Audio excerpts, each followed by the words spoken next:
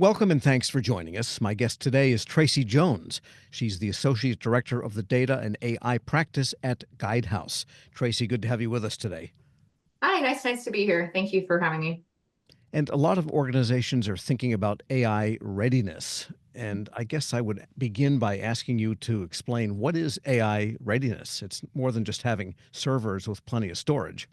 Yeah, it's a lot more. And, we've been talking about AI, I feel like nonstop since late 2022. And even though we've been talking about it for 2 years, a lot of organizations are still grappling with the basics of AI readiness. So when I talk about AI readiness, I'm talking about those foundational steps, getting the people ready, the culture ready, the data ready, and the technology ready for AI. And I think specifically now when we talk about AI readiness, we really have to hone in on like not just thinking about AI transformation, because I think we get wrapped around AI, but around human transformation to make the AI work the way we need it to work for us.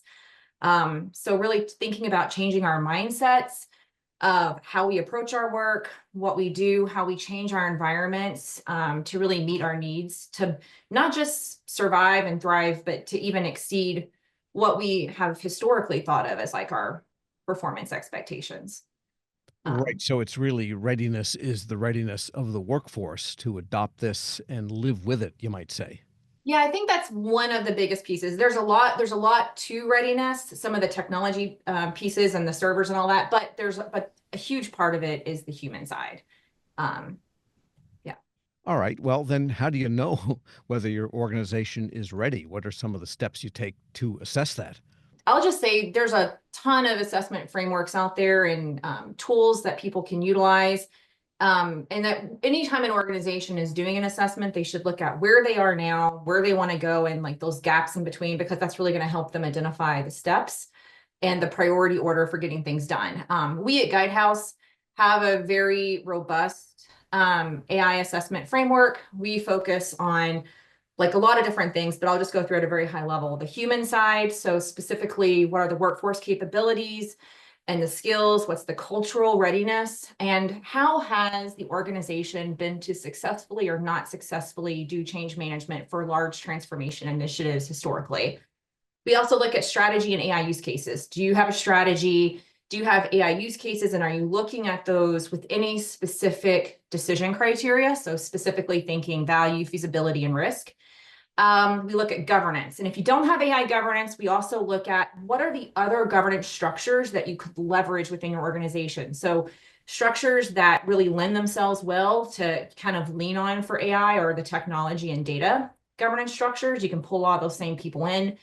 We look at technology and operations from a technology perspective, what you have in place, what you need in order to build and support those use cases, but also what are those procurement mechanisms that you have? What are the contracts and vendors that you have at your fingertips that you use to kind of quickly address things so that you're not having to necessarily hire and train up people all the time within your organization. And then data. Data is really, really important. And we don't look at the full everything with data, but specifically for the AI use cases that you want to focus on, do you have the right quality? Do you have the right volume? Is it accessible? All of those things we sort of look at. And then depending on an organization's needs, you can take different approaches for what you want to focus on first. And I want to get back to the first point you mentioned, and that is assessing your human side, your workforce side. Is there specific training that you need for people, or do they just need to understand your life is going to change a little bit, but the AI will not require you to learn a new user interface or to be trained on some kind of a software system, which was the old days case?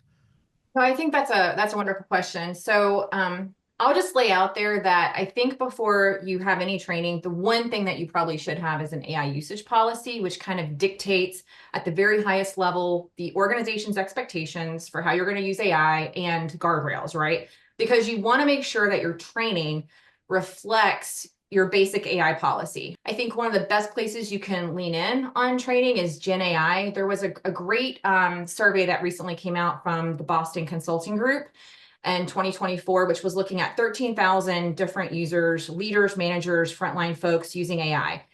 they found that the average person who was using Gen AI saved 5 hours a week just in like basic usage, which I also find for myself, right? It's like super easy time saver. So basic training on Gen AI, basic training on AI ethics, on risk management. And then I think from there, you can start going deeper, like step by step, but those are like the super foundations. So once you have that in place, you can look at, if you're rolling out any AI tools, conducting training on that. If you're using AI capabilities that you're purchasing as part of your normal software purchases, because now AI is being built into everything, you can start rolling out training on that. Another thing that really recommend doing is looking at what are the skills and capabilities that your organization is going to need as you're starting to use AI more, and aligning that to your existing skill sets within your organization so you can start really framing out at a more detailed level what training folks need, and doing more specific delivery. But starting with the foundations is a really great place to start. And the other thing from a workforce perspective is really working on mindset. So in addition to training, it's getting conversation going. It's sharing best practices. It's getting people excited about the time they're saving, just getting lots of conversations going and not just having it be training and then silence. That to me is kind of deadly. Yeah, I would think a good strategy would be to get, say, some senior type of engineer or program manager who really knows their stuff in a given domain that's important to the agency, and getting them to use, say, a generative program and being able to certify that the results are valid with their knowledge and they've examined these, and they can really become almost evangelists, I would think. Yeah, and you can have evangelists of all different types too, because sometimes the people that folks trust most are like the business and mission side, who know their data the best, and they can kind of easily suss out if something looks suspicious, or maybe, if they're getting hallucinations. So I think AI is multifunctional, multifaceted. You want to have various voices from the organization involved, including those technical folks that you mentioned, but also the business side and legal and others. And yeah. And all that basic training, does that also extend to what it is you ask of the models that are presented in front of people? Because Yeah. just a slightly skewed ask can give a widely skewed answer or result that wouldn't be useful. Which I think is one of the reasons why I was kind of honing in on Gen AI training as one of the most important, because everyone's starting to use Gen AI, whether people admit it or not. And sometimes they're using it on their side computers to support their work. And so really understanding how you ask questions, what you should and shouldn't put into the model, or into the, chat, is really important. And really that depends on, what your organization is using. If you're using an open system, then it's much more dangerous to put information in than if it's a closed system. So we at Guidehouse have a closed system. It's fantastic. And so we can, put things in and know that it's safe. So I think knowing that within an organization and giving very specific guidance to your employees on what they should and shouldn't be doing, and the handling of data and the additional verifications you should be doing once you get outputs, is really important. So then, would you say it's better to start with small language models? That is to say, the model, the generating model system, but only limit the data which it is trained on to a specific domain, such that people are going to get easier answers and more accurate answers than one that's trained on the whole world and you ask it about your specific mission. Yeah, I think in a lot of instances, the small language models are the way to go, because you can have like more specific and honed in areas that you're asking questions on. But, you know, I do think that I sometimes go out to the larger system to ask questions. Like if you're trying to get ideas, and this is where it becomes really important to give guidance, because depending on what you want to do, there's, different mechanisms to do it, and you want to make sure that you're being safe. So if you're, generating a bunch of ideas or coming up with talking points, you might want to use a larger language model, but you just want to be careful about what you're putting in there if it's open. If it's a closed system and it's for your organization only, and it's doing searches on, specific procurement documents or specific strategy documents, like that's great, but then you need to know like what you can and cannot look for within that, right? Because otherwise you're not going to have successful searches. Right. And you don't want to put agency specific or industry proprietary that you're responsible for, or say, controlled unclassified data necessarily into a public model, because then it gets out into the wild. Oh, absolutely. And that's where, and some organizations have that really closed environment like we do with Microsoft, the E3, E5, and that's great. So it's much safer, but there's organizations that don't have that and they're really just using Chat GPT kind of open. So just knowing those parameters, having basic guidance out there for what people can and can't do. And then along with that, AI ethics and risk management training as well. Sure. And then moving on to some of the technical issues, what about data management? That seems to be a big factor in an organization's AI readiness. Bad data, bad AI, or When we think about fuel for a car, we know that we want good fuel, and data within an AI model is what fuels it, right? So it's very important to have good data. It's important to think about quality, like, and making sure that it's appropriate for the use. Also, it's really important to understand where the data is coming from and what's included and not included in the data. And I say that because we have a lot of natural bias in our data and systems, and we can't always correct that. Like sometimes the data is the data, but knowing the data will help you better build the model. It'll also help you better interpret the model results and watch for any type of bias, as you're applying those results. Another really important thing is volume. So we see a lot of organizations, like they have these great piloting ideas and they start off and they're very excited, but then once they do the pilot, they realize they don't really have the volume of data necessary to do a large scale of that same solution. So volume is important. Metadata is huge when you're talking data for AI. Specifically, like metadata is important anyway for AI and really helps to feed the model. But specifically, if you're using Gen AI, you really want to make sure that your sensitivities are in there, like you know, privacy, different classifications of data. If you're using it for supervised learning, you want to be able to add those different classifications as well. So definitely making sure that what the data that you have is in the structure that you need for the type of model that you're building and that the quality's there. okay.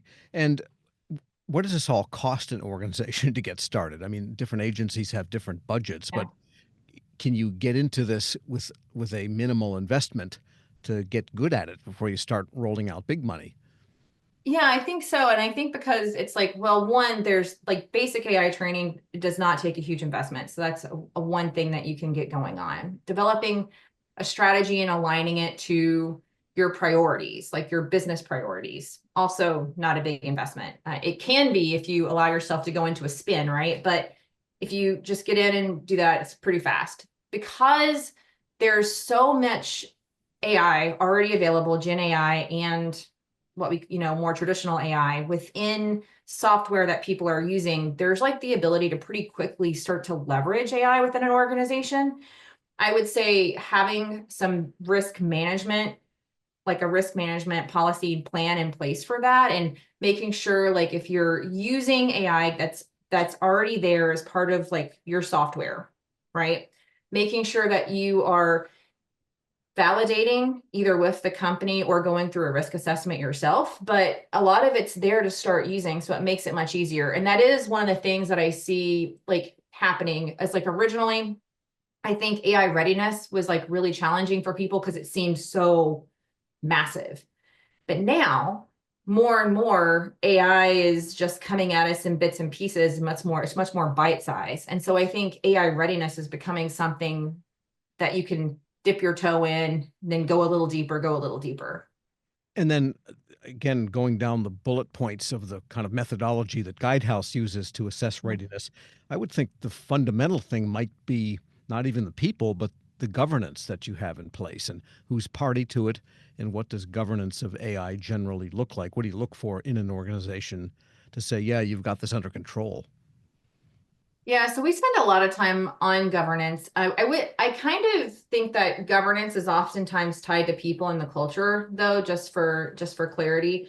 And when we talk about governance, a lot of organizations do not have AI governance in place yet, but they are starting to look at use cases. And use cases is a great place to start testing out governance, to start really thinking through, okay, what would be our decision criteria for moving something forward, looking at value, feasibility, risk, making a decision. And then once that thing is in play, How are we governing it? Putting in place the different processes that, maintain transparency, where the model is documented, where you're capturing if there's any, known biases or known risks. And yeah, just putting all of that into place. Also setting up those governance structures. And a lot of times those governance structures are informed by the technology and data governance structures that sometimes has a lot of the same people involved, but making sure that that is built out in a way that there is clarity across the organization and that sort of decisioning framework of whose roles and responsibilities. So kind of thinking even from a racy perspective. And what have you seen in industry outside of government that presents good examples of organizational readiness, and what might some of the lessons be for government that's looking, to industry to say, how do you guys do this? Well, that's a great question, because I think in general, like some of the industries have been doing AI for a really pretty substantial time, right? Like finance, healthcare, pharmaceutical, like they do AI all the time. So I think we can look to them and start to learn a little bit more from them and have faith that AI can really be an amazing thing. It's just that in order for it to be this amazing thing that we want it to be, we really have to lean in and we have to really own it. We have to put up the guardrails and we have to work on that sort of human side of transformation of how we're going to work with it and use it, because it doesn't happen by itself. It's I think it's one of those things you really have to lean into. Sure. And for an agency or any organization, who does the readiness assessment and who decides ultimately, yeah, we're ready to roll with this and let's get some LLMs in here and see what happens? I'm simplifying. Yeah. No, I think that's a great question. So usually executives from IT or other places like sort of kick off the conversation, but the readiness conversation should really be taking place across the organization with different folks. Because like I mentioned, AI is multifunctional and faceted. So you want to have conversations with legal, with change management, with the business mission side. You want to understand what the IT capabilities currently are, how they would describe things, like get the data folks' perspective on things. And then when that really comes together and you start looking at the whole picture of like, where is the organization now? Where does it want to be? Then you can start creating those like and it can even be simple steps to start moving towards AI readiness. And because, we have so many things at our disposal now, like Microsoft Copilot, and, there is an implementation process for that, especially if you are using like the more lockdown version, but it's much more accessible than it was a year or two ago, right? It's like there's so much out there that we can begin to utilize. And so, focusing in on training and then focusing in on, specific projects that meet your value feasibility requirements and kind of rolling out incrementally. It sounds like, though, at the end of the day, the idea of readiness, that's the fundamental ingredient before you can really have an ensured success and also a repeatable process for deploying AI applications. I think repeatable process is really huge, like you just mentioned, because I think, I mean, even less than a year ago, I was, working with agencies and sometimes they would just say, oh yeah, we have this guy, he does AI, he's working on XYZ. I don't really know much about it. But having a sense of like your basic processes, having a sense of like your organization, what does it value? What do you want AI to like really align with? How are you going to communicate that out to people is really important, and having that basic framework. I mean, I think organizations can go pretty far without having a lot of development of models within their own organization. I think there's so much out there that they can start to utilize that's basically already created for them that can be, fine-tuned. So I don't think it has to be this crazy hard thing anymore. I just think we have to lean into it. Tracy Jones is the Associate Director of the Data and AI Practice at Guidehouse. And I'm Federal Drive host Tom Temin. You're watching Federal News Network. Let's go back to the studio now for more on the AI and data exchange.